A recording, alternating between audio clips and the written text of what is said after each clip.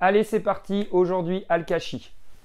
Merci maestro. Alors, Al-Kashi, c'est trouver les côtés, déterminer les côtés d'un triangle grâce au vecteur. Alors, pour retrouver la formule, ce qui est pas mal, c'est de savoir refaire un croquis avec un triangle ABC. On remarque que l'angle A est du côté du sommet A, l'angle B est au sommet C, l'angle C au sommet C. Donc, assez simple.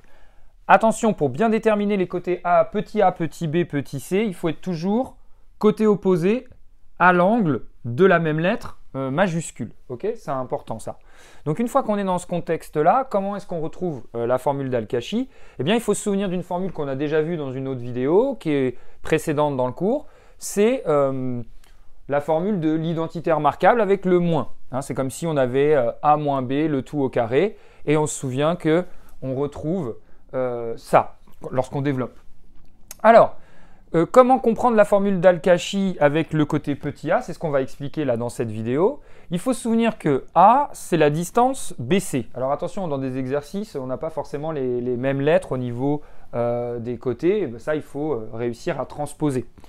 On est d'accord que la distance BC, c'est comment dire, la norme du vecteur BC. La norme du vecteur, c'est sa taille. Et donc, pour comprendre comment on retrouve Al-Kashi, il faut se souvenir évidemment comment on trouve BC. Et ça, c'est la relation de Schall. BC, c'est le vecteur BA plus AC. Pareil, on a fait une vidéo sur la relation de Schall. Mais, vous me direz, il y a le moins dans la formule d'Al-Kashi. Donc, nous, ce qu'on fait, c'est qu'on écrit que c'est en fait AC moins AB. Ok? Donc ça, pas de problème. Vous vous souvenez, quand on met un moins devant un vecteur, on intervertit l'ordre des lettres. Ensuite, tout simplement pour retrouver cette première ligne qui ressemble à la formule qui est ici, il suffit de mettre un carré à tout ça. Ok? Et comme BC, c'est ça, regardez ici dans la norme au carré, on a bien mis ça, ok, à la place de BC. Mais c'est bien parce que c'est égal. Ensuite, on imagine que AC, AB, ce sont les vecteurs U et V, et on applique la formule qui est juste là. La norme de AC moins AB, le tout au carré, enfin cette norme au carré, elle est égale donc à AC, moins 2 AC scalaire AB, plus AB au carré. C'est juste ça qu'on a transposé ici. Et ensuite, on remplace par les lettres du triangle d'Al-Kashi. Ça, c'est bien AB au carré, hein, c'est ce qu'on vient d'expliquer.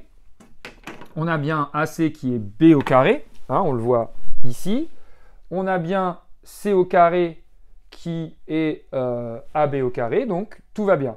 Ensuite, ce qui va être important de comprendre, c'est comment est-ce qu'on passe à moins 2 AC AB. Bah, tout simplement, ça, c'est dû à la formule du produit scalaire avec le cosinus. Ok? Ça, je vous renvoie à la vidéo sur le produit scalaire avec le cosinus. Hein. Le produit scalaire, c'est bien la taille du vecteur AC fois la taille du vecteur AB fois le cosinus de l'angle.